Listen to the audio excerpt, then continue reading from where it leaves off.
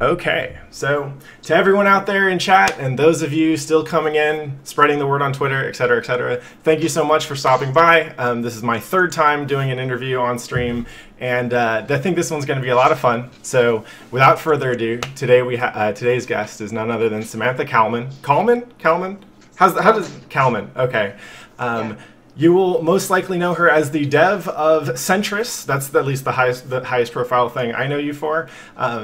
I know you as the cool lady who came by my girlfriend's apartment and ended up shooting the shit about like CVS2 and Third Strike at Indiecade, which is rare. Yeah, that happened. Yeah, and that was the moment where I was like, oh man, I need to talk to you more because like one of the things I love about working in game dev is that it's not hard to find people who profess admiration for fighting games. Like, oh, they're so hard, and it's a great design space, and the community is really dedicated, and blah blah blah blah blah. But like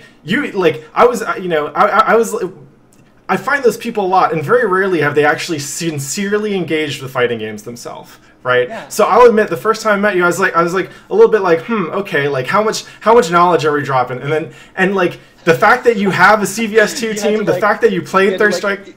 Make sure that I, could talk the talk and walk the walk. Yeah, exactly. Well, I mean, so we haven't actually tested to see if you can walk the walk, because I haven't had a chance to play you yet. I think you were too busy at PSX. But yeah, it was, suffice it to say that they're like you are familiar with fighting games from what we usually call like either the golden age or like the dry spell, right? Like okay. the long aughts, if you will. Yeah.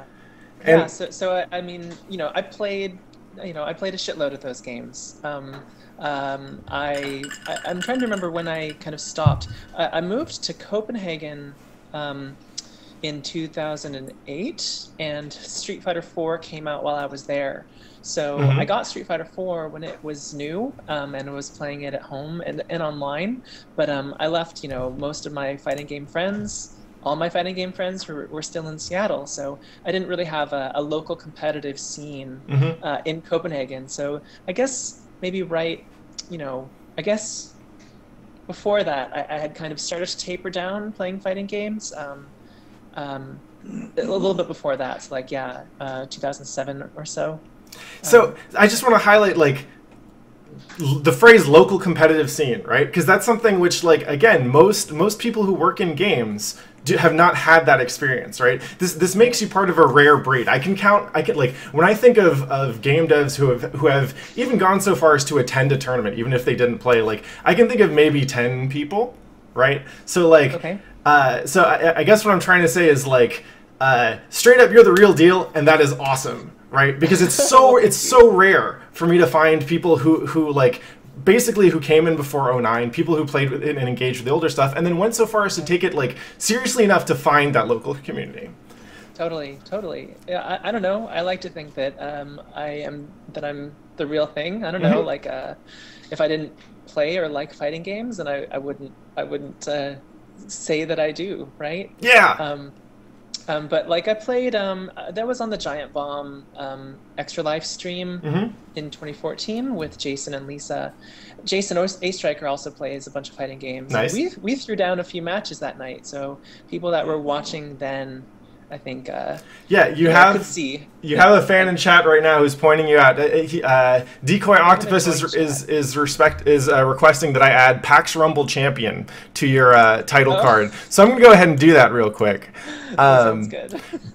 So the way that the show has usually worked out so far is that I start by talking about fighting games, and kind of like what I want to do is start by poking at your relationship to fighting games, so how you got in it, your history, and then kind of like as you progressed, how you learned more about them, right? And then eventually kind of like when you have to do the like real world adult thing and circumscribe the limits in which you're allowed, in your life that you devote to fighting games, like how you figured that out. So that's usually the first part. The second part is to talk more about the stuff that you do and you make, and see if I can pick apart like how you got good at that. Right, and like the underlying project behind this stream is like, for me, fighting games were a great way to understand the process of skill development and to appreciate the value of working hard, and competition and cooperation with other people. And I want to know how I can understand other things that I'm not good at like game development and music, and I felt like you would probably be a really good person to talk about these things. So hell yeah, let's talk about it. Where do you want to start?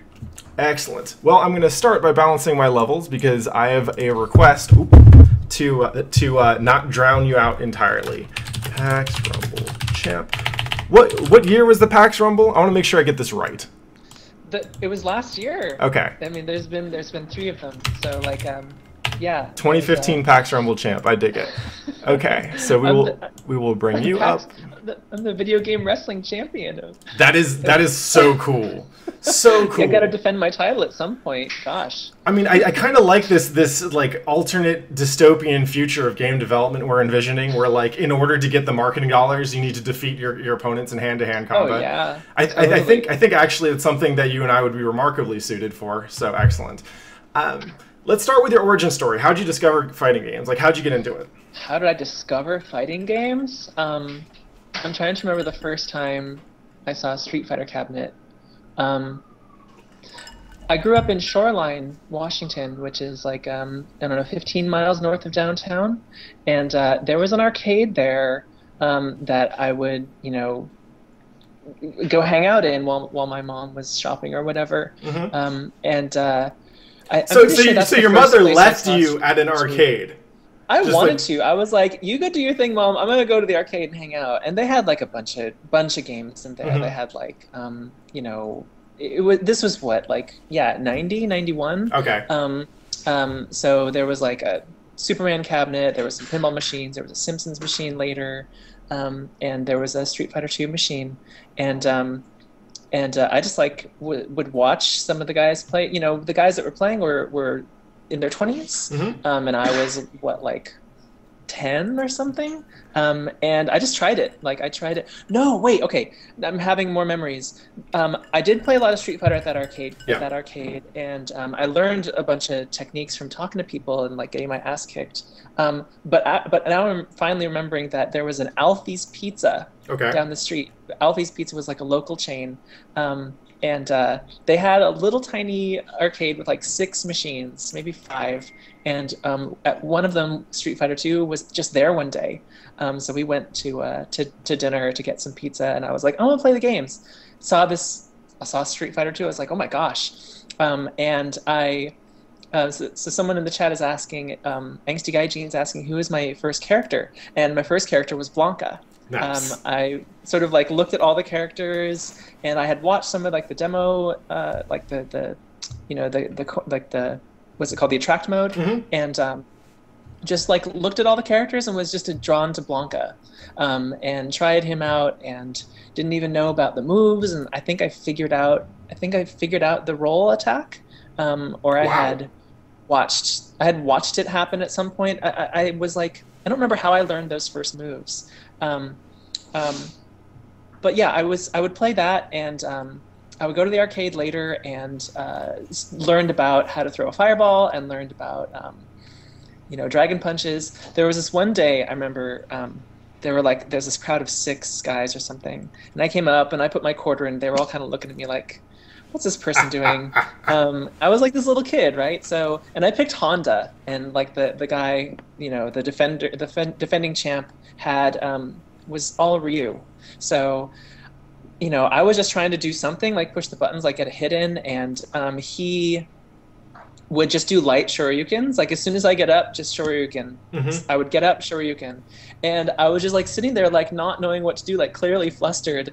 And he like turned to me, he was like, you gotta block that, or I'm gonna hit you with it every time. You gotta hold back. I was like, oh, okay. And just like started to learn. And then I blocked it, and then I hit him on the way down, and I was like, oh my god, like I gotta hit him. So, I am unbeatable. Yeah, definitely did not win that match. But I would play there, and then Street Fighter 2 came out on the SNES, mm-hmm. and I had a sleepover with my best friend, and we literally stayed up playing it all night. And that's one of 2 memories that I have of actually getting blisters on my thumbs from the D-pad on the SNES controller. That was the first time. So do the kids these days know what a thumb blister is? Like, can you get those on analog sticks, right? I liked, maybe it's more sinister. Like the equivalent of a blister on an analog stick is like a joint Ooh, problem. yeah, Right? it's just carpal tunnel. Yeah, I exactly. don't see anyone using that in their like magazine ad copy though. Like, this game will give you health issues for the rest of Right. your life. Yeah. That's right. People used to the magazines used to do that. Like your thumbs will never be the same kind of thing. I mean, Yeah, D-pads that's back funny. then were like if I use a Nintendo or a SNES pad now, it hurts my thumb. I'm like, how? I still like them. I mean, Mhm. maybe I just have the calluses by now, but I still prefer the Nintendo D-pads. The solid cross Mhm. shape I think is really really strong D-pad. Um, yeah, so I would like. I guess I didn't really take fighting games seriously growing up. I Sure. mean, I loved them and I would play them like uh, so much hype for Street Fighter 2, and then I saw a Mortal Kombat cabinet at a 7-Eleven a couple years later, and Raiden blew a guy's head up with his fatality. I was like, that dude's head just blew up. And so I played them sort of here and there, and like kept up to date, and like would play games with my friends in high school. We would play the Alpha games Mhm. on PlayStation. Who was your Got go-to in game- Alpha? Oh, I don't. I think I really liked Charlie. Yeah. Yeah, I started with Charlie, I think. But I didn't. Yeah, I didn't. I think I started to take it more seriously late high school Mhm. when I got a Saturn and a Pro Action Replay, and I imported X-Men Street Fighter. Mm-hmm. Oh, I would have been so jealous of you if I had known you back then. Yeah. I got to have my friends over to play X-Men versus Street Fighter, and then I got a couple of arcade sticks for the Saturn, Woo. just to have them. And then what was it? There's like a special condition to play with multiple characters. So when we unlocked the ability to have 2 versus 2 juggernauts, that was basically the end of that game. That's all we did. From then on, just juggernauts on juggernauts fighting juggernauts, and then a funny thing happened. Out of high school, I started working at an EB Games, Okay. and my assistant manager is this guy named Tim.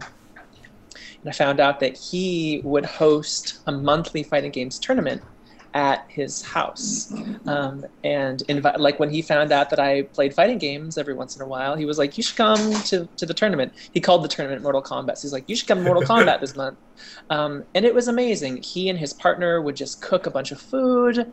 They would feed everybody. There'd be like 20 people that showed up, and it was super informal tournament, just like winner stays, loser pays. Mhm.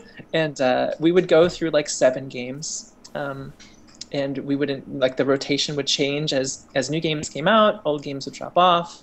Tekken Tag was a big one that lasted for a very long time. MVC2, which I Sure. was always terrible at, was in there. I don't think maybe CVS1 was in there for a little bit. Rival Schools was a big one Yes. people loved. Yeah. And then we would bring in Soul Calibur 2 and then CVS 2, and then there was a little bit of like a second coming of Third Strike. Mm-hmm. Yep. With that group. So it was like 2003, I guess. Yeah. 2002, 2003, and all of us had like played Third Strike, for the Dreamcast when it came out, and I had like given Alex a try and was like, "Oh, this game's kind of different and weird, and like I don't know, there's maybe something to it. I don't know." But like when we all started to play it, it really changed. Yeah. And people's It's funny to me that like a lot of people in fighting games now, if they didn't get in Street Fighter 4 2009, they got in after the Daigo parry, right, which was 2004. And it's funny to me that not many people remember that like Third Strike came out in 99 and it was dead in the United States. Like nobody played it. There was a guy at my arcade who he rode his bike for miles to make it to a train to play at a Third Strike like local tournament that was in Sacramento, and he's coming from the Bay Area. And when he got there were only 3 other people there. And they decided to have the tournament anyway just for him. and he got second place, and it's just like that was what people loved about like there almost no one was playing it, and then like you fast forward 5 years and like the game's old, it's barely out for any platforms. They had to do the PlayStation 2 re-release, and then everyone's like, oh yo, Third Strike, and I was looking around like, wait, no, come back to CVS 2. Yeah. Oh man, yeah. It was that follows. Yeah, that's kind of parallels my experience. I was on a forum called highervoltage.net, which was like the kind of bastard little brother of Shoryuken in many ways. It was where everyone who was banned from SRK went. Basically, I didn't even join SRK, but I had friends that were on HERV, so I joined HERV, and my friend Tweak was on there, and my friend Jesse was on there, and so I kind of like to think that I got Jesse and Tweak into fighting games, and then they both went on to become much better than me. And Tweak was he competed at Evo. I never did, but Tweak was in the room for Moment 37. Nice. So he came back like all high on it. Like, you guys, this shit was amazing. And we had been playing enough at that point where we were like, oh fuck, like this is a big deal. And I guess what year did CVS 2 came out? Like 2002 or something? 2001. Millionaire Fighting 2001. Yeah. So I think actually its US release was in 2002, but everyone was playing on like pirated Dreamcast copies. Yeah, no. We had an import shop right by Northgate Mall, right near that arcade. That arcade is now in Azteca. Makes me so sad. But the shop, they carried games and models and toys from Japan. It's called Kicks, and so we all imported CVS 2. All four of us, me, Tweak, Jesse, and Tim, all imported it. And so here's my CVS 2 story. I knew it was coming out, and I didn't know much about it. I had like seen some pictures and looked pretty, but I wasn't like sold, right? I was like, okay, I'm gonna wait and see with this. I had my wisdom teeth removed the day my friend Jesse got it. So he called me up, and I answered the phone, like all like stoned from the meds from getting my wisdom teeth out, and I was like, hello. He was like, dude, Sam, you gotta come check out CVS 2. It is so awesome. I was like, what? Oh my god, that sounds amazing, but like I just got my wisdom teeth out. I'm gonna come by tomorrow. So the next day, like I took a bunch of pain meds and then drove over to his house, which was a stupid idea. And I sat down. I was like on Vicodin. I was like, this game is the best game I've ever seen. And we just like started throwing down. He liked that Rock was in it, and I liked that Kim was in it. So yeah, good times to CVS 2. Aww.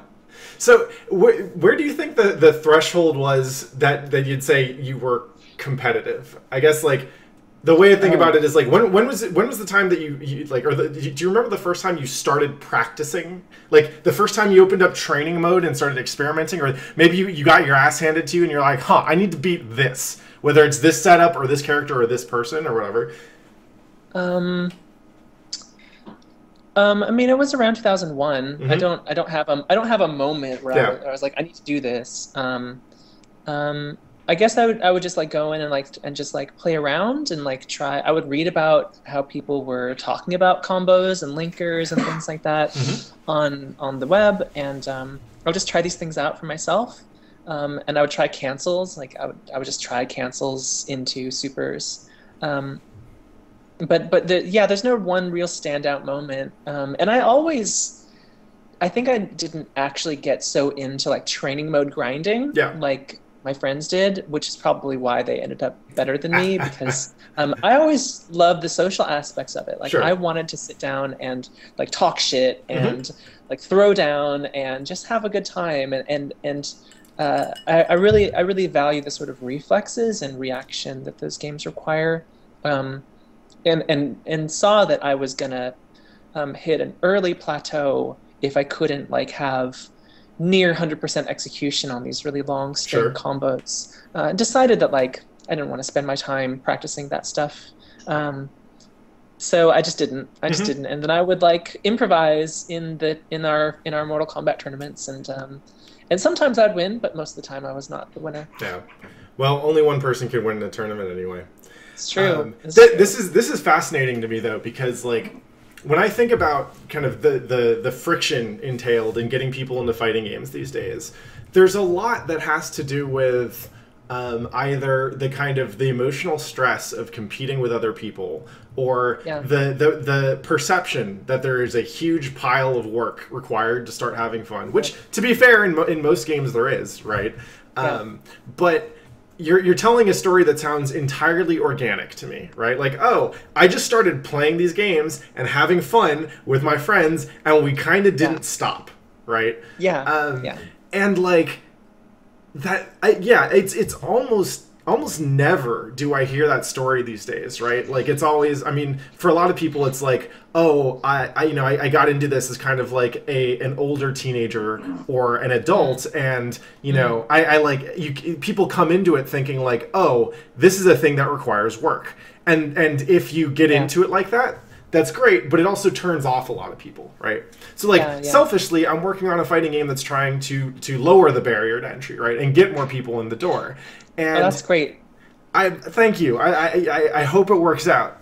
But what I'm finding is that like even if we lower the executional barrier to something that we think is like roughly comparable to the skills required to be good at any other video game, it's the stress of competition that turns a lot of people off. But you had no problem with that. Like from day one, you were up in there, like in the arcades, like, you know. I don't know. I just didn't care. I didn't care if I lost, I guess. I didn't want to lose, and I would try not to. I would always try to win, but like I guess I was used to losing against the computer, so losing against a person wasn't that different to me. And like, you know, game over is a part of playing games for the most part. So that just never seemed intimidating to me. I think that also, you know, spending most of the time competing with people that, you know, I really care about, and are going to be friends with sort of outside and doing other things. That was an important part of it. Ironically, what happened is as we all started to get older and like get into relationships and work full-time jobs and all that stuff, that it became that the fighting game time was like the only time that I would see these guys. So that was a kind of funny shift. But I agree with you that like it feels like there's a shitload to learn, and that's because there is. And so I think that, you know, people that are like interested in the learning process and practicing and like discovering new things, like that's going to be joyful to them along the way. But I think, you know, a lot of gamers, myself included, and anyone, whether they call themselves a gamer or not, anyone who plays games, everyone wants to win, right? And I think that there's a little bit of a trend in games to sort of make it a little bit easier for everyone to see all the content. And so, you know, I think you and I grew up in an era where games were a little harder. They expected the kids these days have it too easy. So I don't know. It was just like it was very organic. It was there was never a day where I was like, I'm gonna sit down and be good at this. I would have a couple of times where it's like, oh man, like I was so close to winning that match last night. Like I gotta beat Tweak next time or whatever. And then like I started to get a lot of joy in like learning new characters. So these days I play Third Strike casually with Alex and Q are my mains. And I actually prefer Q because he's so weird and kind of kludgy, but like a lot of fun when you execute his stuff. So yeah, I don't know. I'm curious, did you catch any of the Cooperation Cup 2 weeks ago, I think? I didn't. I missed it all. I'm the worst. I even had my friend Richard was like, you got to watch this. I was like, I'm doing things. So it was rather inconveniently timed, but I highly recommend checking out some of the VODs. There were some pretty epic moments, and the pre-co-op cup tournament, actually, they ran this like weird tournament format where they do 5-man teams. And each person on the team pretty much played the same character. So there's a team full of Alex players and a team full of Q players and Makotos and so on. So you can just find, like, you know, whichever characters you're into, you can watch a team of 5 of the best Japanese players just playing that character. That's awesome. I have a good Cooperation Cup story, related story, though. Let's hear it. So Jesse and I went, and another friend went to Japan in 2003, and we were looking. You know, we were playing games in all sorts of arcades, like kind of looking for arcades in to a degree, and we ended up at this little arcade in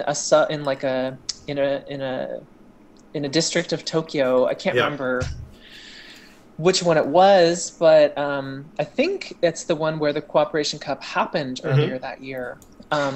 So we were playing, like we found Third Strike, dropped in our 100 yens, and yeah. That's one thing I don't miss about Japanese arcades. Yeah, it's like $1. We were playing. He was playing Remy, and I was playing Q. And he did. At one point, there was maybe 2 other people in the arcade besides us. He throws Remy Super, the multi discs, and it was like a moment for me where I was just like, I'm gonna parry this, and I just parried the whole thing. Hell yeah!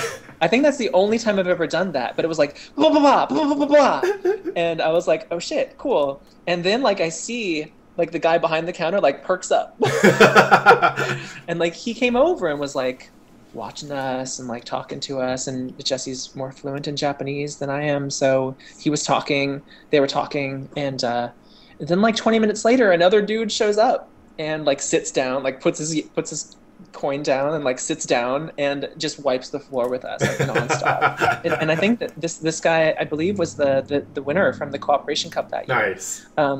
You know, it's like the arcade attendee was like, hey, there's a couple of gaijin here, like you need to come check out this competition. And then we turned out to be total scrubs. It was just like a lucky moment that got their attention. But that was really cool. Yeah, and you didn't have to win co-op, or you didn't have to make it to finals to play against the winner of the co-op cup. You just showed up because you were there. You got a hot tip from the arcade operator. Games to get my ass kicked, but I just got my ass kicked over and over and over again. At some point, it was ridiculous. He was playing Dudley, and it was just juggle after juggle after juggle, pop up, juggle, juggle, juggle, pop up, juggle, juggle, and I'm just like 100 yen, 100 yen, 100 yen. So that was it was fun. I think that was probably when I was like, okay, I'll never be good. Yeah. I'll never be really good at this. So I probably started to defocus fighting game practice time after that. But I peaked. I retired early. Yeah. It's fair. It's fair. And it's funny to me that like for so many people in fighting games, like pretty much unless you're winning tournaments, and that's only like 0.01% of the population. Our best stories are like, oh man, I totally got my ass kicked by this dude who went on to win Evo or something, right? It's and even the enthusiasm in realizing that there's someone there that's so good that you're like, I need more dollars. Quick, someone send me more dollars that I can put into this cabinet, right? Like exactly. It's something that I didn't realize was rare, if that makes sense. Right? Like there's a certain kind of masochism. Yeah, well, I think that, when we were playing X-Men versus Street Fighter on the Saturn, we were just fucking around. Like, none of us were actively trying to get better. We were just trying to kick each other's asses, right? So, I think that when you start to play fighting games with an interest in, playing to win, then that really changes how you engage with it. And at that point, it's like you cross a border and you realize that you're now in a much, much smaller group, whereas most people play with this much more sort of casual mindset, and then you're already sort of like in a new plateau. So the other plateaus to reach for and the people that are the gatekeepers of those plateaus become harder to find and fewer of them. So it's almost like you get that real intensive challenge less often than you're used to. Yeah, or you'd like. So when in games people talk about the a development team's ability to kind of unify the narrative aspect with the play aspect, to me, like the best example that I found is Ryu in Street Fighter. because his plot is literally he's just wandering the world looking for strong people to fight. And if you get into Street Fighter, kind of the way you're supposed to, that's exactly what happens, right? Is you wander the world, and like maybe you're traveling for work, or you're traveling for school, or seeing family or whatever, but you're also hitting up the forums and you're like, hey, are there any locals going down? Like, anyone got a session going? Come on, let's go. It makes the world feel small. It does, yeah. And people that share that commonality of interest are like special people. They become special people to you, right? So it's like I don't get to see Jesse and Tweak and Tim that much anymore. Maybe like once a year, but they're like best friends for life. Yeah. Aww.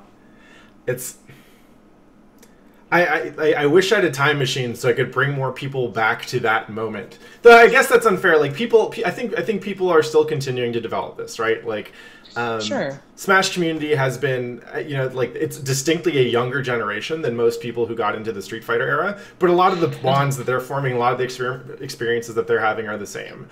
I wonder about a game like League of Legends, for example, and MOBAs in general, have kind of reintroduced competitive play to a lot of people who probably were playing like less kind of adversarial games like WoW, for example, right? And I wonder if like League players are going to be developing the same bonds that we did with our friends. Maybe they're qualitatively different. Maybe maybe there's no comparing the two. But like there's something special. Like I went to Japan a couple months ago, and I ran into a guy at a CVS2 event who I hadn't seen in 10 years, right? And I saw him. I saw him in Japan playing CVS2 10 years earlier. At least he's consistent. Yeah, he certainly is. You're still complaining about the console ports and how it's shit, and you'd rather be an arcade and blah blah blah blah blah. So some things don't change.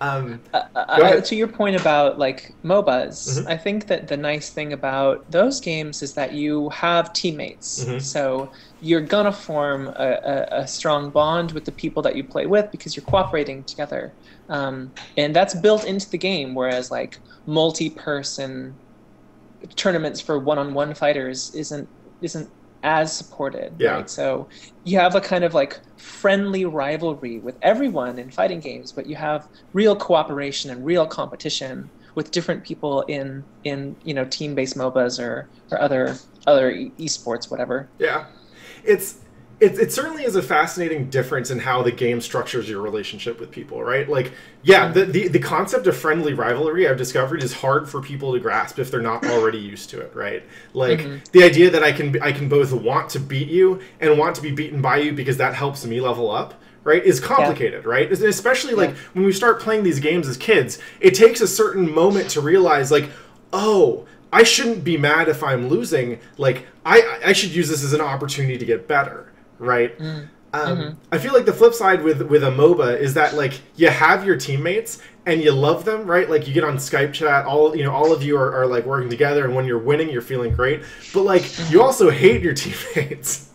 Like there is the like really. Well, like so there. I don't know how many MOBAs you've played, but there is the element of like it's like a group project where like if someone's not pulling their weight, you're feeling it, and it's making you have a miserable time, right? Yeah. So it's like. Yeah. Where with fighting games, like the text is competitive and the subtext is like cooperative, right? It's almost reversed in MOBAs where like the text is cooperative, but underneath you just fucking hate each other. Oh, that makes me sad. Like I don't know. I could imagine. I don't play MOBAs myself. Gosh, I don't know. I mean, maybe that's where a coach is needed, right? To like keep the team together. Or like, we all need a Mickey for our. Each of us is Rocky, and we all need our collective Mickey. That is actually a good point. Like, it encourages people to figure out how they do in stressful group situations, which is not something that fighting games do, right? So like. When I was working at Riot, there's an internal competition, like a tournament series that they run during the year, and it's fascinating to see how many just teams implode during that competitive season, and then have to sort out their communications and like beef between each person or whatever, sort out how to improve without like making one person feel bad for screwing up in the moment, right? All of which is relevant to work, right, in a group. And it will always crack me up that some people could be really good at it in a software development environment, but not in a group competitive environment. People are weird. I don't know.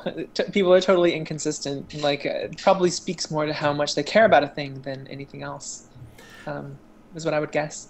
So there's another interesting that came out in kind of recounting your history of fighting games, and it's the concept of being introduced to failure, right? And this is my segue into talking about game development, because it surprises me that we don't see more fighting gamers go into game dev, because that field is full of failure, right? Like, no one builds something cool on the first try. No one even pretty much all of us come into game dev with higher expectations of taste than we do ability, right? Almost definitionally so, right? And so I'm really interested. I played Sentris for a little bit yesterday, actually. I went and took it for a spin, and I'm someone who's not musically inclined at all, right? Like, this podcast or stream or whatever you want to call it is mostly an excuse for me to talk to people who are talented in other things, whether it's design, programming, visual arts, music, whatever. And try and pick their brain a little bit about kind of how they got good at that, because to me, like, words are the main thing that I understand, right? Like, even this video stream, like, I do this shit for 2 hours usually, and I know no one's actually going to listen to the full 2 hours, because 2 hours is too long to listen to anything unless you're doing like an interstate drive or anything, right? But like, the words make sense to me, and almost nothing else does. So I'm interested, like, I want to know how you got into game development, like, kind of how you cultivated that, and then let's talk about Sentris as this, like, neat kind of intersection of, like, software design for artistic purposes. Okay. So when I was playing Final Fantasy VI or Final Fantasy III on my SNES. Yes, which was the best one. I think. Thank you. I'm glad that I'm not the only one that thinks so. And fuck Final Fantasy VII. Yup.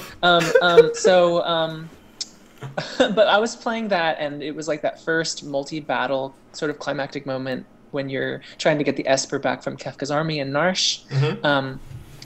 I was playing that, and I finished that sequence, and I was like, oh, I'd love to make these. How would I do that? And I had no idea. And I continued to have no idea for a while. When I was like 14, my parents got me this book on game development, and it was this like thick, like fat textbook, and it was all like compilers and tools and really, really technical. And the game that we were programming was like the dumbest looking. It was a game where you just have a walking clam. It's like literally a clam with legs. I feel like I might have also had this book, but yeah.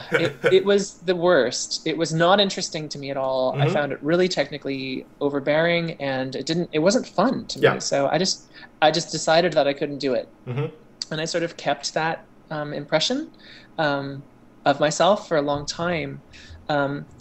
Fast forward to I was like 23, maybe 24, and I was working as a software tester, like testing websites and installers and stuff. And I started to learn a little bit of code in C# to help me get like automation testing positions. And then I found a C# MSDN game development tutorial. It's like 8 weeks.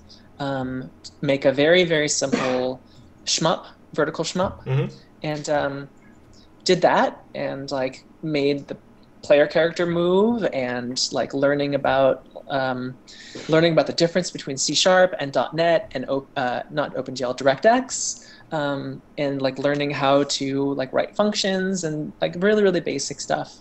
And then, I'm a Mac user. I've been an Apple kid since I was little. We had a Mac Plus when I was growing up. So I'm going to interrupt you right now. This is bizarre to me, because I also grew up as a Mac kid. Mac Plus was my first computer. And can we talk about Loom? Oh man, I still have a copy of that lying around somewhere. Yes. I also had the I'm going to make games, and then I read a book about it, and I was like, I'm never making games. I think that because Mac had a graphical user interface that this is pre-Windows. Just being able to look at things and manipulate a pencil with Mac Paint to make pictures was a big deal, like a very, very right brain activity. And I think that coding is a very left brain activity, and so I think that that's probably a pretty common like tension. It's like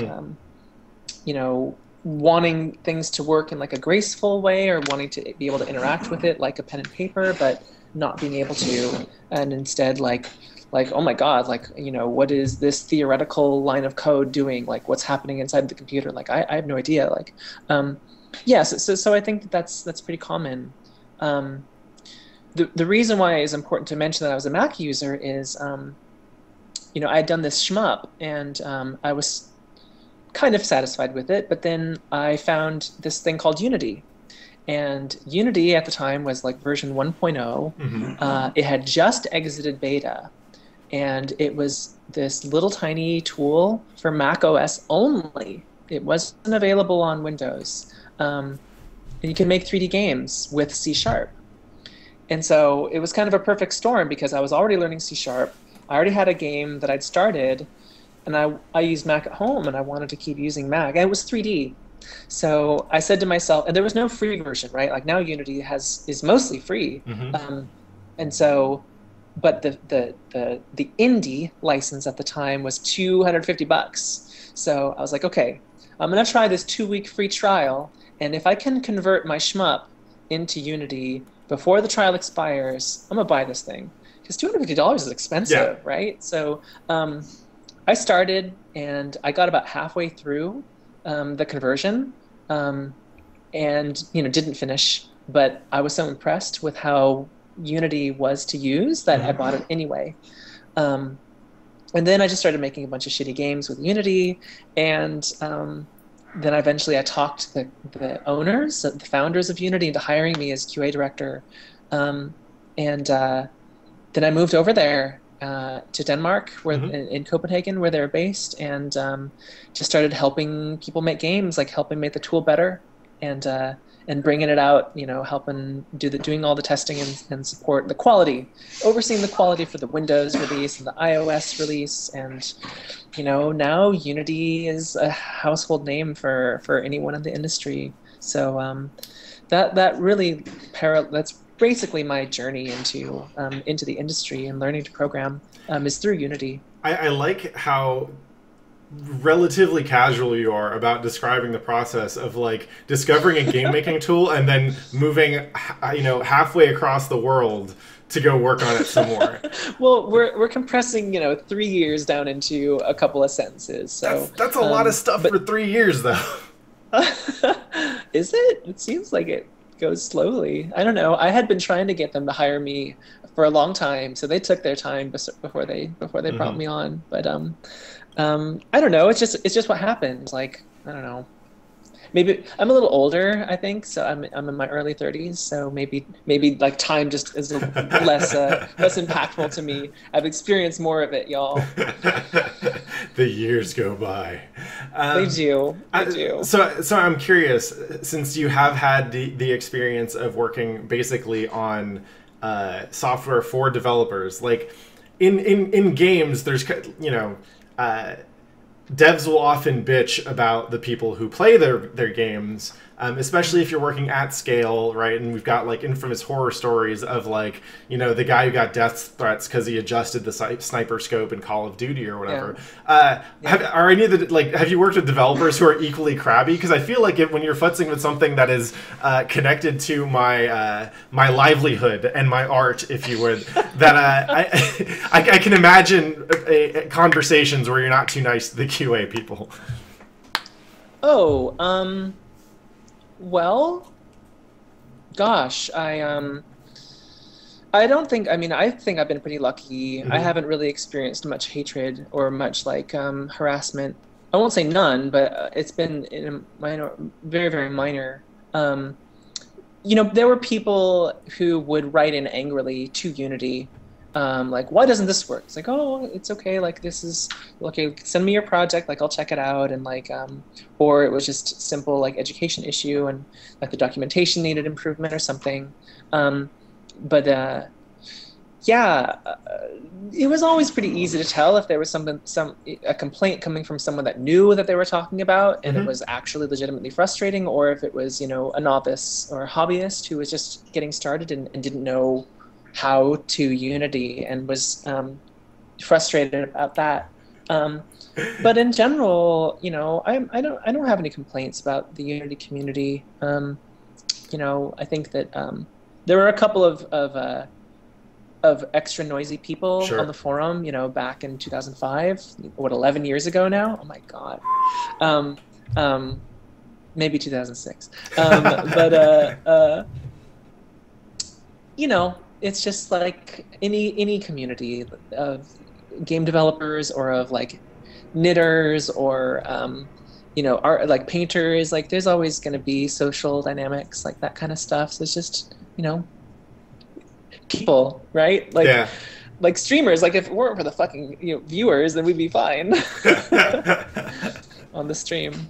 I love that the internet makes it easy to see how we are all crazy. Yeah. So definitely crazy. So I was fascinated by the brief time that I spent with Sentris because from the very beginning, I looked at it and I thought, oh, it turns out music makes a little more sense if you arrange, like if you represent it visually the way you do. And if y'all in chat haven't seen Sentris, go find some YouTube videos. I'll post a link to, I assume you have a trailer or something up that I can link to in the description, or play footage, whatever. Sure. But fundamentally, it you know, and I won't describe it nearly as well as you can, but it's like, it's a game that lets you make loops. And just the fact that you represented the music like circularly with the kind of the core UI, I felt just like I saw that and I thought, oh, I understand something about music now that I didn't before, right? Like that circle just gave like a kind of a building block, right? And it represented it visually in a way that I have never seen. I've never seen or thought about music before. And so that was super interesting to me. It made it made me think. I think I mentioned this in my email, but like it made me think of musical instruments as different UIs for making sound, right? And yeah. I honestly don't think that there's any way that you and your team, I don't know how many people are involved in it, but I don't think there's... I'm the code writer, yeah. Sweet. I have no idea how someone comes to understand a craft and a medium so well that you can start to represent it in a different medium entirely in a way that's kind of educational and teachable. So I have to know, like, whatever it took to make that game, like, I need to know how you made it. Okay, so Sentris is, I would call, a moderately successful attempt to make a game that helps people make music. Now, this idea about a game that a game that helps people make music and gives them a high degree of musical creative control. Mm-hmm. This is an idea that I've been thinking about and working on for about as long as I've been using Unity. Mm-hmm. So it's been a long time thinking about how to do this. You know, there were 2 or 3 false starts before Sentris.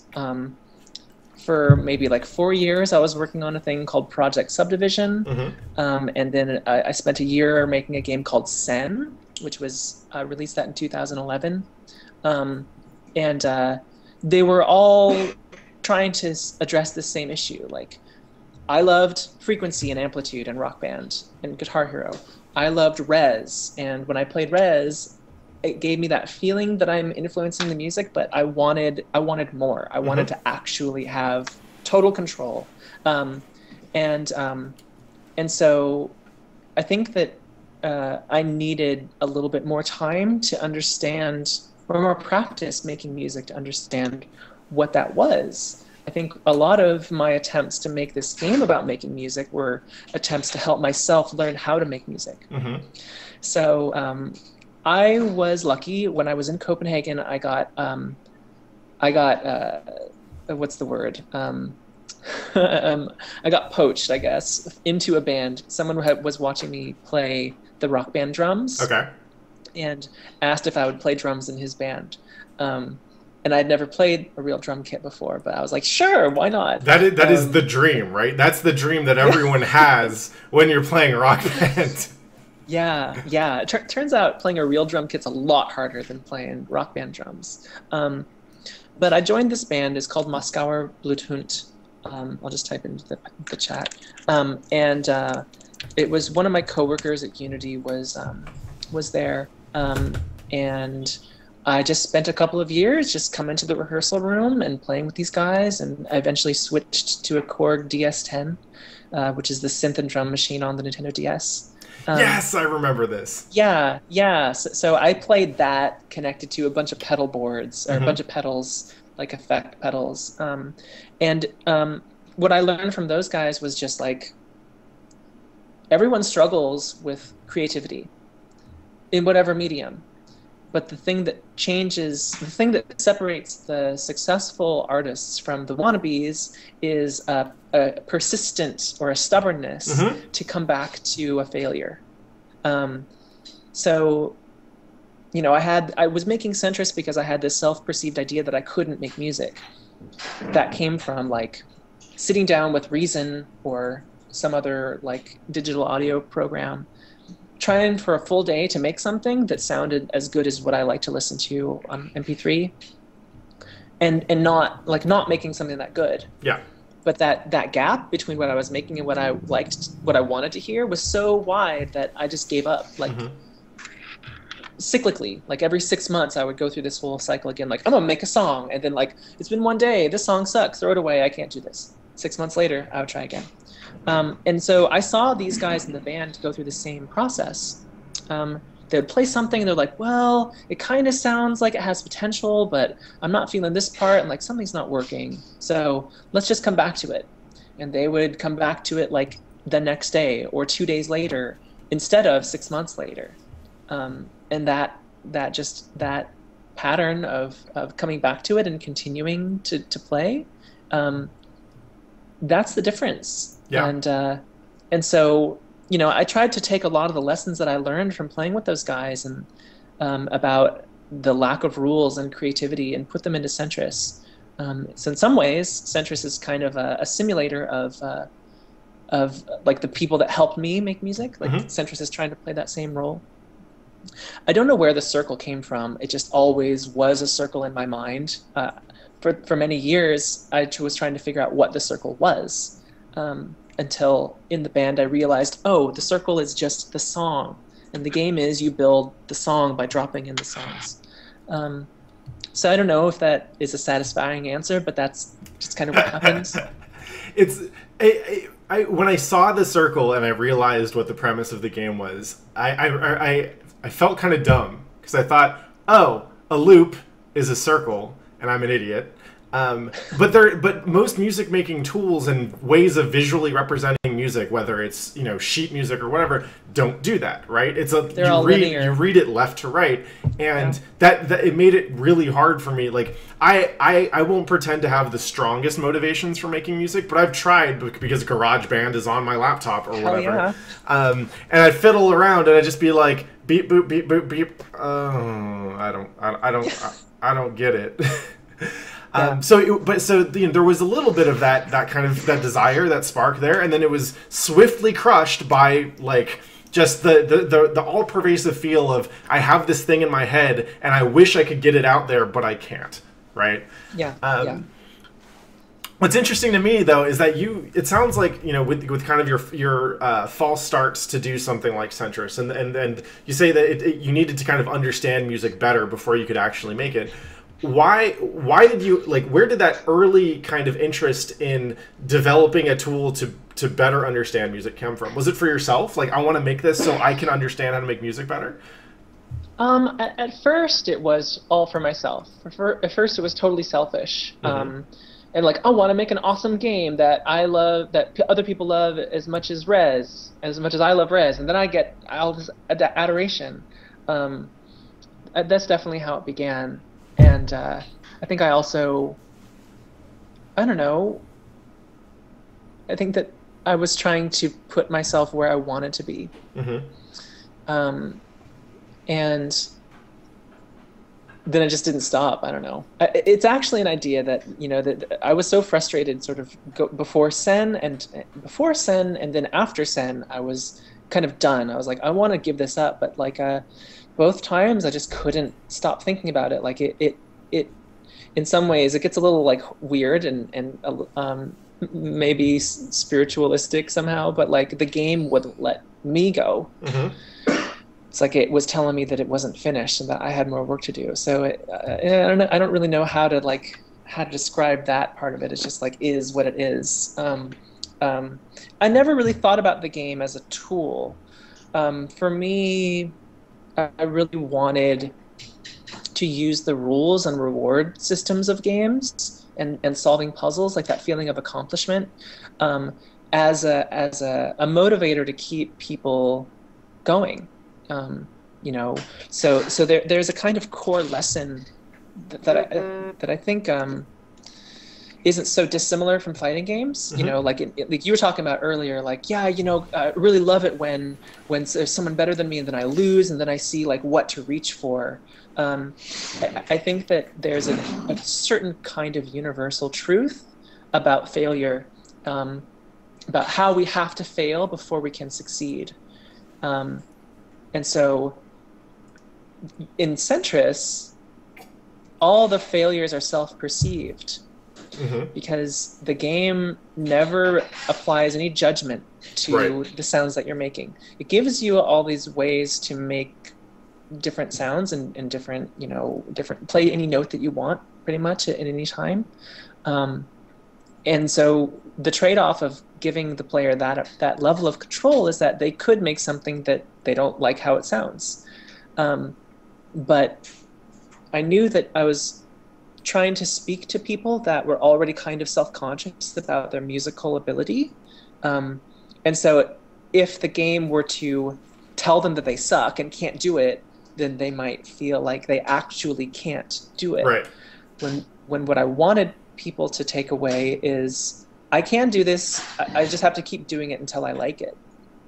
Or until it sounds right. And so the game will reward you with, more music and more puzzles as you sort of go through it, but it'll never say you lose. It'll never say game over. Because people apply failure, like people see failure in almost everything they do with music. Like I watched people at playtests and PAXs, people would come up and they would like start level 1 and they go, okay, what am I supposed to do? Okay, I'm going to try to push this button and then make one sound and be like, bah, and they go, I did it wrong. Can I start over? And I just found that to be really kind of incredible, mm-hmm. like really insightful into like the degree to which people will self-assess and be self-critical and like see failure, perceive their own failures when there's no external motivation to see that at all. It was a fascinating contrast for me because so like I said, minimal experience but plenty of curiosity about music and as a medium, right?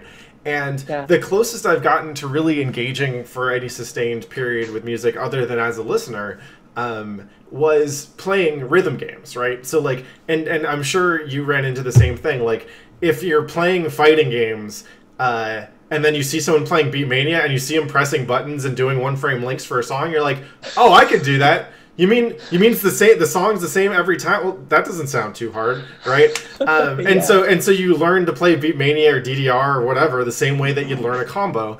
But what that does is that there is no creativity, right? Because you're not given any license. Your goal is to reproduce accurately, right? It removes the creativity in favor of focusing on the challenge of just reproducing the song. And to me, I found that easier to engage with. But then it didn't teach me anything about what makes a song sound good. Right, and that's actually that's something which kind of like paralyzed me a little bit in Sentris as well. Was like I'd realize, okay, so I'm making these things, and I'd get to the different instruments, and I'd be like, I don't know what sounds better than the other, right? Yeah. And so then I'd see the circle continuing to move, and I just felt helpless, like, ah, right? And eventually I would try stuff. So I'd put like notes down and be like, oh, that sounds. What if I change this? And so I'd start to kind of figure it out, but I still don't have the vocabulary to describe what sounds good or any understanding of like a logic that I should be looking for, right? Yeah. Yeah, that's really insightful, and I thank you for sharing. Thank you for sharing your perspective. I like hearing about how people engage with it in different ways. I think that it was a pretty conscious choice to use a new language or a new way to represent music rather than like relying on musical notation, which creates a barrier to entry for people that don't know it already. So if I had to like have everybody work from the same starting point, that seemed like the right thing to do. And really, if I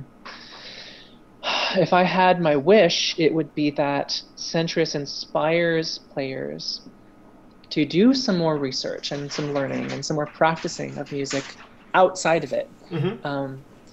Ralph Koster is a game designer, has been for years and years, was a lead designer on Star Wars Galaxies. He wrote this book called A Theory of Fun. And one of the first points it makes is that games all get boring after a while because the purpose of a game is to leave the player in a place where they no longer need or want to play the game. So if people are going to play, and very few games escape that loop. Like Street Fighter probably does, Tetris probably does, but many games just don't. So my thinking was, if people are gonna stop playing Sentris anyway, what can I give them with the game that's worth their time, that's valuable? And so an introduction to a playful way of engaging with making music without sort of overburdening anybody with like, well, this is what you're learning. That was important because the game has a lot of music theory in it, but it's abstracted away so that you don't need it. And there are things to learn about making music in Sentris that you could learn in a music theory class, but I think it's more fun to just learn by playing. And the other thing is that the game gives you the option to export your loop. So anytime if you are hearing something that you like, you can just save it and then keep it and then drop it into GarageBand if you want to do something else with it. And then maybe you start to learn a little bit more like, oh, well, here's what, I can put these different kinds of loops together or these different instruments, and that sounds nice. Or just continue to play in a way that keeps you engaged. I feel like the concept of a game as a teaching tool or an exploratory tool is one of those things that we've heard about since forever. But it's rare that I actually see anyone go out and do something meaningful or interesting in that area, right? Like, and I guess, I mean, I don't know, I'm thinking now of like kind of the wacky musical instruments out there, right? Like the theremin or whatever. And that's a cool thing. They're super cool, and they're also, I mean, it's the kind of thing which I think music nerds love, and everyone else is like, the hell is this, right? Like, why would you inflict this on somebody? But like, I guess I'm repeating myself here, but really, like, the amount of work and thought into that you must have put into making music make sense, like, without relying on existing conventions is amazing to me, right? Like, thank you. I guess the best way I can describe it is like, you stick around in fighting games long enough, and everyone wants to make a fighting game, and they want to make a fighting game that brings they want to share their formative experiences with everyone else, right? And the hard part is, if you love fighting games in their current state, then you're probably like, you can be some of the best people to make fighting games, but you can also be some of the worst, right? Because the things that you love in a fighting game might be some of the things that's keeping people away, right? And I imagine so too it is with music, right? Like, in order to sit and think of Sentris as a tool that can expose people to music, and that the act of creation in where they may have been blocked in other areas, like, you have to kind of question some fundamental assumptions about how people learn music, right, and how people think about it. Or maybe you don't. Like, maybe this is just something that I'm thinking. You're like, oh no, I just made a thing with a circle and it was great. I do think that there's a really high barrier to entry for making music. You need to have access to an instrument. Instruments are hundreds of dollars. Even if you have that access or have that money, you need time, and you need some facilitation for like, you need to, like, if you have a guitar, like, okay, I have the guitar, what do I do with it? You need to learn the fingerings, you need to learn the chords, you need time to practice these things. So there's like these, lots of people will go and study music in school. So like, if you can't afford school, that's another thing. If you can't afford lessons, that's a thing. If you don't have time because you're working 2 jobs to support your family, that's a thing. And so it has this really high barrier to entry, and I was really well aware of that. And yeah, it was important to me to encapsulate the joy of making music, which is a really special emotion, in the game, and lower that barrier. So that, with the first design goal for the game, which I ended up not succeeding in, but I got close, was simplify the process of making music down to pushing a single button. And the game has, like, you can do that with the game, but if you want to get the most out of it, you really need to use all 4 buttons. So at one point the game was 1 button only, and then like I was like ripping my hair out trying to keep it 1 button while expanding the capacity of it, the capabilities of it. But that was really conscious. That was a really conscious choice to, just lower that barrier for anyone. Like $15, I think, is fair. Still not fair to everybody, because not everybody owns a computer. Right. So how, now I'm thinking about these days, how do I get people who maybe only get to go to the library once a month to experience Sentris and experience the joy of making music? And I don't have a good answer yet, but I'm thinking a lot about it. It's not something I hear devs talk about a lot in general, so I think that's really cool. Yeah, I don't know. I mean, I grew up playing games, and I think that there's an incredible power and potential in them. And I'm not here to, dismiss or discount anyone's experiences about the things they like about games. But like, I don't think I've played a shooter really seriously since Halo 1, because they're all the same. Yeah. And like, I've killed enough virtual people, right? Like, that's not, I don't want to hone those skills anymore. Like, there's plenty of games out there that do that. But I think that the fact that most of the games out there these days are built on top of mechanics and gameplay rewards, like emotions and visceral rewards. That stuff hasn't changed for at least 10 years. Yeah. And that's crazy. We do have a sort of a new movement of storytelling in games, which is fantastic. But they also are telling more linear stories without really embracing the collaborative dialogue of games. So, I knew that I was doing something different and new with Sentris, and that it was risky, and I thought that people would like it. And I still hope that they do every time someone discovers it. I really want them to like it. But I also understand that people like different things about games, and some people want to play, Call of Duty every year, and maybe something that challenges them in a way that Sentris does. It's something they're not used to. It makes them uncomfortable, and maybe it's not for them, and that's okay. If they ever change their minds, it's still there. So that's where I sort of fall on it. So it's one of the things that I've discovered as I've kind of continued to meet other developers is that everyone has different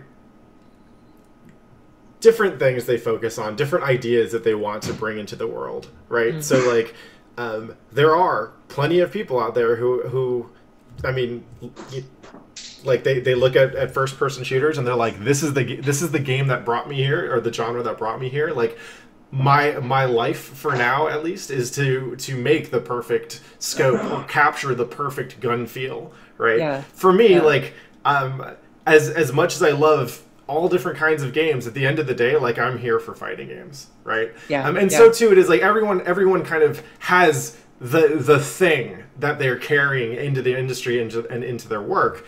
And when I looked at your portfolio on your site and just kind of looked at a lot of the stuff you're doing, your work with Unity makes total sense to me, because it seems like everything, like, I swear to God, everything on that list feels like some different kind of play space, right? Like, it feels to me like you're making toys more than narrative experiences, right? Which is cool, I think, especially because that isn't a space that I see developers play that far in, right? Like, especially when I look at kind of the indies out there, right? Like, you have the kind of the resurgence of local multiplayer. You have the people who are like super good at feelings of all kind and emotions in narrative and in play is kind of like their specialty, right? You have like the kind of the retro fetishists and so on, who like, you know, only find inspiration in kind of dusting off old stuff and bringing it back, right? But I feel like what you're doing is truly, it's like software as a toy, right? Or as a play thing, right? Something where the meaning is created by my interaction with it, and not by you know, say the characters or the writing or so on. I see environments, and that's super fascinating to me, because I have no fucking idea how people start thinking about that stuff, right? I don't know what to say. I mean, narrative is hard.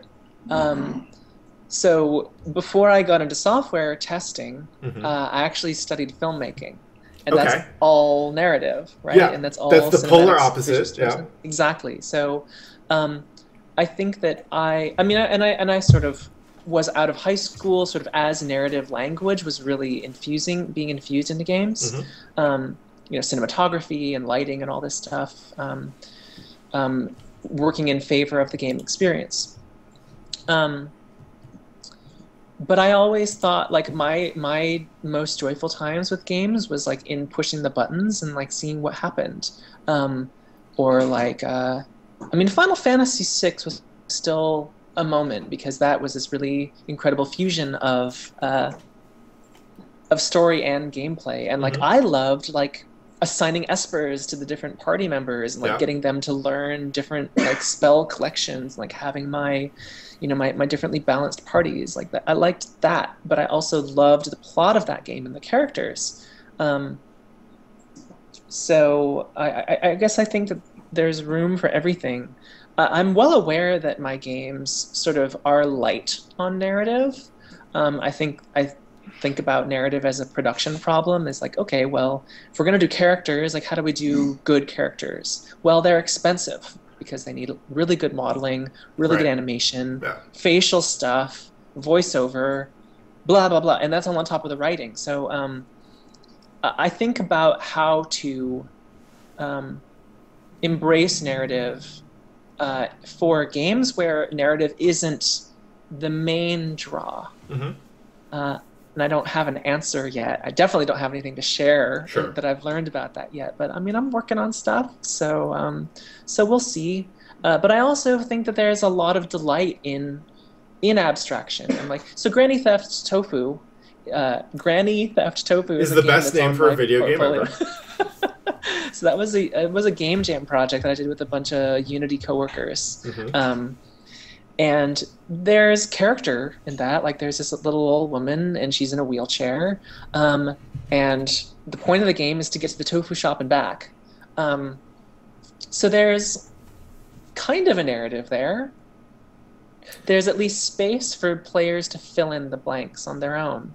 I mean, you basically just described Initial D, right? So I think that's it. I've only seen like the middle portions of Initial D episodes. Right. I'm not familiar with the plot of it. Don't worry. It has less plot than Fast and the Furious. Sure. Right? Like Fast and Furious has actually kind of good plot.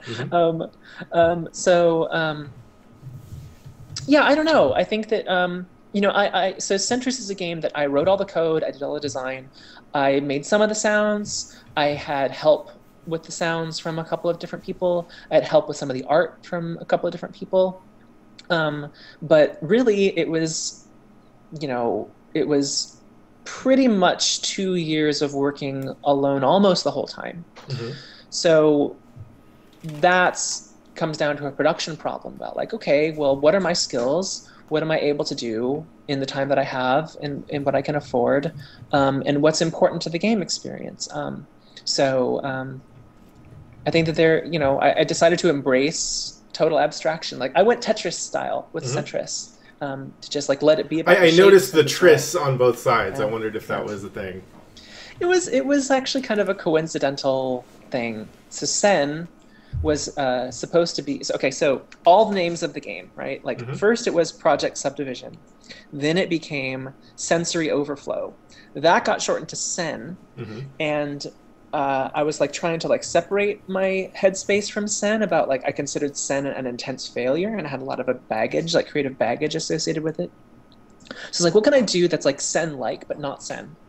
And I was thinking about concentric circles. I was like, concentric, concentris, centris, and it's like Tetris. And the difference between Sen and Sentris is also kind of like a stacking type mechanic. So it just made sense. Like sometimes these magical moments just happen. So I just decided to embrace it. It's interesting to me how the name of the project can totally change the way you think about it as well, right? Right. Lord knows I've spent plenty of time in like branding meetings or project naming meetings that I thought were pointless, and then like later after talking, it usually manifests itself in more individual work like this, but like renaming a project or starting afresh with a different name can sometimes be what it does, the thing that pushes you over the edge and kind of remotivates you to work on something differently. I guess what I'm interested in when it comes to kind of your perspective on games is like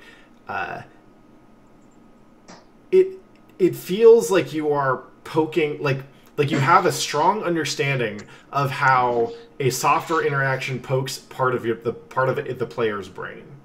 That's the best way I can think about it, right? So like if the skills of narrative is fundamentally telling a story designed to provoke certain emotional reactions, right? Or using themes to put the player in a certain headspace.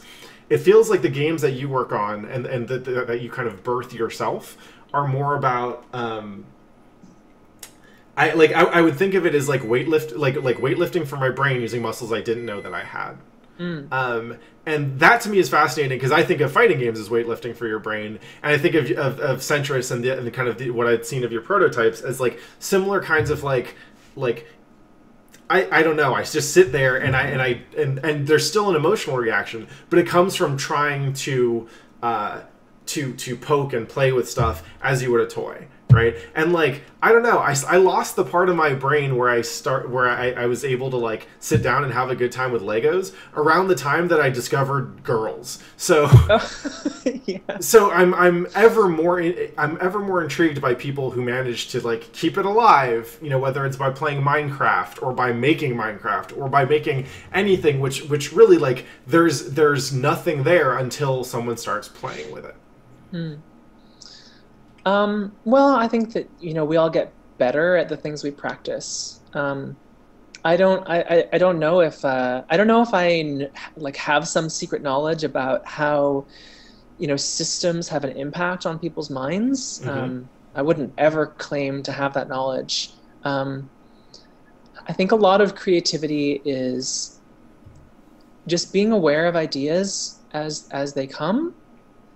It's pretty much impossible to like force an idea to appear, right? But when an idea comes, you can hang on to it, and you can also think about it in context of other ideas and like, is this a good idea or not? And those are skills that you can practice and become better at. How do you practice it? Well, I take a lot of showers. Yeah. And I find that when I'm relaxed, I'll have more ideas. Or I'm more likely to get ideas. If I'm really banging my head on some problem, sometimes I just have to step away and stop thinking about it for a while. I also think that, I think that my portfolio is probably a little bit closer to like the portfolio of an illustrator than the portfolio of like a game programmer. I consider my stuff to be pretty personal, and less commercial than I think that most people in games strive for. I would like to get by financially, from that commercial perspective, but I'm not going to make decisions about what's best for the game based on trying to make it sell more. I always try to be honest to the experience, and the reason why I'm making the game. With Sentris, it was to help more people make music. So the decisions there had to be, within my capacity and the limitations of my capacity and the limitations of my knowledge. And I see now several mistakes that I made in Sentris, but I wouldn't, I had to make those mistakes, right? I had to fail before I could succeed. So, maybe my next musical spinning circle game will be better. I don't know. I also am giving myself a lot of freedom to work on different kinds of projects and just sort of follow an instinct as a creative person. Much like, an artist or an illustrator will experiment with different techniques and different themes.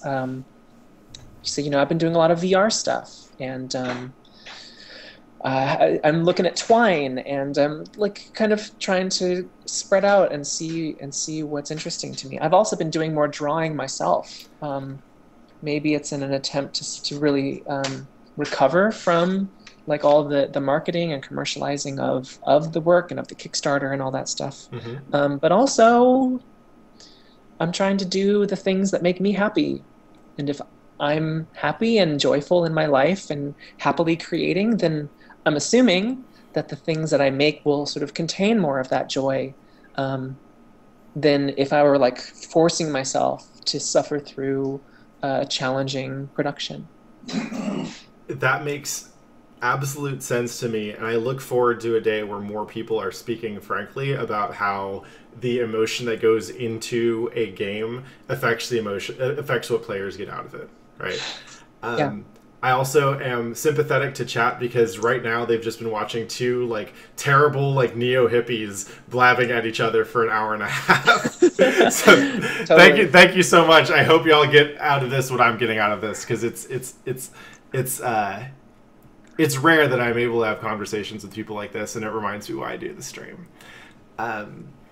I tend to go there when I get interviewed about things some people don't even want to go there with meaning and life stuff or deep thinking. Yeah.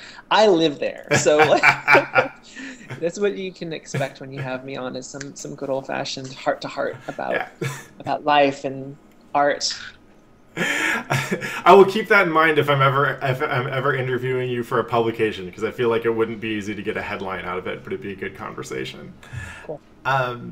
So we've talked about Sentris a whole bunch, and I have a rule that whenever we talk about something that a guest on the show made, that you also have to give a shout out to something else. Yeah. So you have your homework. Did you come prepared? I love Amplitude, the new Amplitude. I've got to stay within, the music game family. Sure. Really love Amplitude. I've been playing it on PS4. That's a harmonics joint. I have been playing a lot of Rocket League lately. Having a super good time with Rocket League. And in fact, I'm happy to play against anyone in Rocket League, because I need to practice that. That's almost my new fighting game. Is how do I get that perfect angle trajectory to nail that ball? What else did I want to pitch? Super stoked for Res VR. Yes. Yeah, really, really stoked for that. I'm part of me is a little bit worried about it, because I feel like Res has the potential to be the Grateful Dead, where everyone who was there was this was amazing, and then everyone who came after was why do they have two drummers? I don't enjoy this. I don't know. I mean, the game is so good. I think the style of the game withstands the test of time. It stays up. It doesn't look dated, I don't think. And everyone that's tried the VR version, Res Infinity, they only have good things to say. Yeah. So I'm super super keen on it. And last plug is for my favorite VR game right now, which is Keep Talking and Nobody Explodes. Aha. The game's fantastic. It's really fantastic.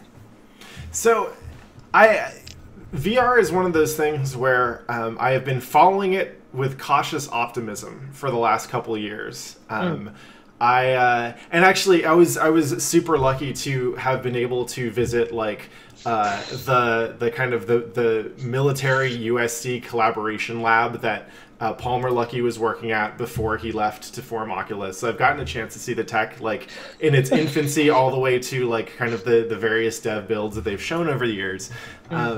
And like so one of the ways in which that video games continually manage to fascinate me is they create this portal for interaction where the developer gets to control everything, right? So and like this, you know, where for a movie, say you have the suspension of disbelief, right, which is like we will hold our breath and accept whatever narrative, you know, whatever narrative quirks necessary to make the experience enjoyable, and the director and the team has failed when they break that, right? That's when they make me start thinking too much about no, right? Then you've lost the connection between me and the work that I'm consuming, right? With games, you have different ways of creating that same feeling, right? And then, you know, so you have UI conventions, you have level design conventions, you have like telegraphing as to what's going to happen and why, right? And when developers start poking at that and start, you know, and like, you know, loosely we call it breaking the fourth wall, but I think it's more than just that, right? Like that sounds cute, and a lot of this stuff isn't, right? Or has the potential to be more than cute, right? With virtual reality, that's where things start getting really interesting to me. Yeah, it's true. So I want to know what you find in like working in that space so far, right? So I got a Gear VR about a year ago, maybe a little less than a year ago, and it was just purely out of interest, just to see what I could do, just play around and see what happened. And so I did a little of experimentation, taking the in-development version of Sentris and just trying that in VR. And I had this. It was really funny because like I had this idea of like the game is this spinning circle that's like in front of you, right? But and it's on the TV in front of you. But I was like, okay, well, what if you were in the middle of the circle and it was all around you? So I was like doing weird hacky stuff in Unity to make like put the player's like head position inside the circle, but because of the way I had the game set up, that broke a couple of other things in some interesting ways. So like the 3D canyon in the game is a background that sort of scrolls by you as you play, and in the game world that's placed at like it's rendered to a second camera, which is you know 200 units beneath the game UI. But when I was like twisting everything, I had oriented the camera so that when I was looking straight ahead, I was actually looking down in the world. So the canyon was actually, well, like when I turned it on, like put the thing on, I was like, okay, the circle's around me, but way off in the distance is the canyon, and it's like sideways, and it's like rolling this way instead of like in front of me. It's like really far away and like just like scrolling by, like in this super broken way. But I could see it like way off in the distance. And it was this incredibly compelling sensation of like, I know that I'm sitting, you know, at my desk, but I'm also sitting inside Sentris and I can see the world that way. And that was the first time I ever thought about Sentris as a world. It had always been an object, like an interface, like a thing that lives on the TV. But now I think that I was experiencing a really powerful aspect of VR, which is like there is no fourth wall. You're inside the world, and that you can relate to objects physically, spatially, emotionally, in a way that is just so. It's so different from what we're used to looking at really beautiful high-resolution graphics on a 2D screen. I think that there's a lot of people and teams that are very talented and doing really good work that are still using kind of game conventions Yeah. applied to VR. And I think that's missing something if you're not acknowledging the person wearing the headset physically existing inside this virtual world. If you're not acknowledging them somehow, then like you're missing out on the really powerful parts about VR. So I think we can look toward being the main character of a story, but actually being the main character in a world of other characters that relate to you, right. like you exist in there, because to your primal brain, right? Like back down here, you do. Yeah. You do exist in that world. You're just tricked into it because of the incredible technology. So I don't know. I think about that sort of more than, you know, how can we apply progression mechanics to a game in VR. I'm glad to hear that there are people like you working on VR then. It gives me a little bit more hope for the medium, because I think like the games that grab my attention these days, if they're not kind of competitive spaces like League or fighting games, it's the games that make me more conscious of my interaction with them, right? Things that start with that same kind of design and experience language, the vocabulary, right? The tools that we've built up over the years. And then over the course of the game, ever so slightly, like, force me to question or reevaluate it, right? Like, I've been thinking a lot personally about, so, you know, the main medium that I work in is words. And I've been thinking about how, like, game developers have more verbs to play with than I do, right? Because you're creating systems and software that have interactions and reactions and so on, right? So you get kind of a different kind of engagement, and arguably a deeper level of engagement. And then you can change the, like, once you've set that pattern, right? That, oh, as a player, I expect this to happen when I do this, right? You get that you know, that great point in the experience or the narrative where you change it, right? And that's usually, you know, that's BioShock, that's Journey, that's all these kind of formative games are about setting these patterns of and expectations towards a behavior and then breaking it or taking it away from you or poking at it. Virtual reality, like, I feel like you could do that, and where a BioShock makes you think, whoa, or Journey makes you think, like a proper virtual reality game makes you think, my God, I'm schizophrenic. Like, or my God, like the mushrooms that I cooked in my pasta were not the mushrooms I thought I cooked, or whatever, right? Like, I think I share your sentiment about Journey and those and other games about sort of having a little bit like what you think is going on at first is not what's actually going on. And when you realize what's actually going on, that's incredibly compelling. You know, like, I could go off on an hour-long tangent about the Phantom Pain, but I won't. But like, that was a really powerful experience for me in that regard. I'm just going to put this out there, like, now that you've said it on stream, I have to invite you back so that you can talk for an hour about the Phantom Pain. Oh, man. Let's talk about Afghanistan. I don't know. I think that there's going to be... So I also want to acknowledge that, like, the way I think about it is one way of thinking about it. And like, I never would have thought of a game like Keep Talking and Nobody Explodes, but I'm glad that those guys did, because I have a hell of a good time playing it. I think that there's going to be a lot of different new avenues and new verbs in the language of games that apply to VR. Especially as more and more teams and people are building games from the ground up for VR first. You know, games that don't work on a controller or on a keyboard and mouse. Yeah. Like, that's pretty cool. And I'm excited to see sort of what happens. And I'm excited to have my own perspectives challenged. I don't know. Everyone make all the things, because I want to play everything. So I appreciate that earlier in the conversation you're pretty frank about, oh, I made this thing because this is what I'm good at, and these are the skills I have available to me. So this is the scope of something that I can reasonably accomplish, more or less by yourself. And now I'm wondering, like, okay, let's say you had, for all intents and purposes, a flexible budget and you were building a VR experience, and you could draft any developers you wanted onto your team. Okay. Who would you bring?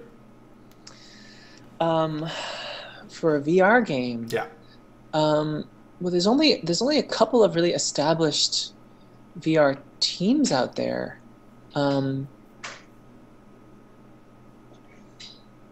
Okay, I'm going to need to take a minute to think about this. It doesn't need to be people who are comfortable in working with VR now, right? So, like, if you wanted to get Hideo Kojima, let's say you could get Hideo Kojima. If you wanted to get, I don't know, whoever, right? And see what they could do with, I don't know, a 2 or 3 year dev cycle and, I don't know, funding from Kanye West, right? Like, I would definitely get Tetsuya Mizuguchi, okay, who is the creator of Rez and Space Channel 5. I would definitely get him. And who else? Probably Don't Nod. Yeah. I've been watching the Giant Bomb East guys playing Life is Strange, and that game's pretty cool, both narratively and mechanically, in some surprising ways. So I would probably want to work with Don't Nod and Mizuguchi-san, and then, everyone busts our asses for a couple of years to make something incredible, and then I take all the credit. This is where I end up getting emails in my inbox tomorrow about all the contributors on Sentris who just were unacknowledged forever. Huh? Yeah, they're all in the credits. That's a good answer, I think. And personally, I think any list that includes Mizuguchi would be a good answer, especially for something like that. So as far as questions that I had for you, that's pretty much it. Chat, if you'd like to ask any questions, and Samantha, if you feel like answering any of them, that's fantastic. Get them up. Also, I mentioned this in the kind of the pre-show email, but if there's anything you want to interview me about, you're welcome. Who is your CVS2 team? Oh, so my CVS2 team is flexible, but like, if you beat me once, then I'm playing Cammy Blanca Sagat. Okay. But I usually play Kyo Vega Sagat in K Groove Sagat ratio 2 Vega first. Sagat. Yeah. Vega Bison or Vega Claw? Yeah. Claw. Okay. Vega I put on there because whenever I played, like, I spent my youth getting beat up by Ricky Ortiz, and it was Ricky's Vega was what destroyed me. Like, that was the first time I played the game, and I was like, oh my god, I can't move. Right, I'm scared to walk forward. It was quite a moment, or a series of moments rather, and it was great because like I spent months just like Ricky would come by the UC Berkeley barricade and take our money pretty much every other week, and then I went down to Evo for the first time in 2003, and I was like, yo, I just spent all this time playing as the best, like I'm gonna fuck shit up, and then I play Ricky first round, and I'm like, this is terrible. Come on. So Vega's on there, Sagat because Sagat. He's just too powerful to turn up. Kyo I like because he can consistently do at least like 60 to 70% of a ratio 1's damage, but he has the potential to get like 2 characters worth. Just because he doesn't need meter to do damage, but he can convert meter into damage. And I didn't start playing him until I went to Japan and played CVS2 there at More Amusement, and I was like, oh no, Kyo's really good. Yeah, my friend Jesse would use Kyo a lot. So I hated that thing that he would do that would always like stagger you. It was like the 1-2 move, like the spinning fire fist thing. Yeah. But like it would always like if that first step connected with an attack you're doing, you would get frozen in that frame until his attack would finish. I hated that. Yeah. Cool. My team is Kim, Terry, and Ken, and C Groove with Kim on level 2. I remember you telling me that team, and I am impressed that you're willing to out yourself on stream as a huge fan, because that is like, that's always like one of the first set of characters that anyone picks when they play CVS2 is that team. Yes, I'm talking shit on your CVS2 team. Well, oh man, so that's like harsh. So like and the reason is because they're always like fan favorite characters, especially if you're coming from the SNK side of things. So like, I've seen countless people line up for the cab with that team. The moment you pick Terry, I'm like, and then you put Ken, and you have like Terry is like the SNK fan character, and Ken is the Capcom fan character. So you put them both. Now it's not a bad team, but there are a lot of bad people who play those characters. Sure. Gosh, I don't know. Like I just like Ken. You gotta have a Shoto. Yeah. Because you just gotta at some point. I like Ken better than Ryu in that game. I think that they are. Secret of Ken is one of the games where they're the most differentiated. Yeah. And then just Terry, because I just love Fatal Fury. I had the Fatal Fury motion picture for a while. Yes. On VHS, it's hilarious, and it's just a bunch of epic drama anime bullshit. And Kim, I always just liked Kim from Fatal Fury 2. And you know what it was is that I was looking at a Game Fan, and they were showing all the different supers. Mm-hmm. So Fatal Fury 2 was one of the first games with supers, right? I think so. They were showing everyone supers, and then it came up to Kim, and he has that super long like multi-hit combo super that starts in the air. But it was like too long. Like in the magazine, it just had like it had a screenshot with Kim up in the air, and then next to it had a screenshot that was just black with a white question mark. And I was like, what is that? So I rented it on SNES and like tried forever to do it. And when I finally did it, I was like, that's fucking cool. And then, Kim had a cool cameo in the movie, and I was just like, I don't know, he's my guy. Like I didn't see anybody else using Kim, and so like people didn't necessarily know the tactics, and he has a strong rushdown in CVS2. Yeah, so I will say that like my experiences with those characters are colored by the fact that I'd mostly see scrubs play those characters and then get bodied. But yeah, like once you start playing with people who are like competitively literate about the game, like any one of those characters, I think with the exception of C-Ken, any one of those characters could be a liability, right? So for forever, for a long time, it was so you pick like Sagat and Blanca, and then whoever your fun character is, you put them on your team, right? Yeah, right. Or like maybe with two top tiers, you can get away with picking like Athena or something, and Athena is actually secretly awesome, so whatever. And like for me, when I went to Japan for the first time and I found myself getting bodied by like ratio 2 C Dawson, and I was just like, what's going? I've never had to learn how to play against this character because they've never been good. What is this? And that's when I started kind of like pulling many characters. Yeah. I also played when I was feeling feisty. I would go Yamazaki. Yes. Yeah, I really like Yamazaki in that game. Yeah, he's a lot of fun. I like these days the most fun I have playing CVS2 is I'll just invite my homies over and we'll play random select, like random groove random select, and just see how much of the game we still remember from watching like old combo videos, or like, hey, I'm gonna try and do this one setup I saw in a video 13 years ago. Yeah. Oh man, that makes me feel old. It's video games. I don't know.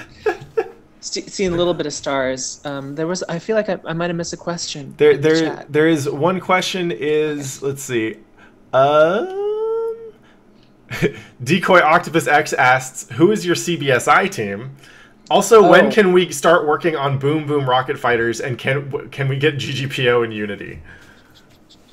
I think actually, I would love to do a GGPO Unity plugin.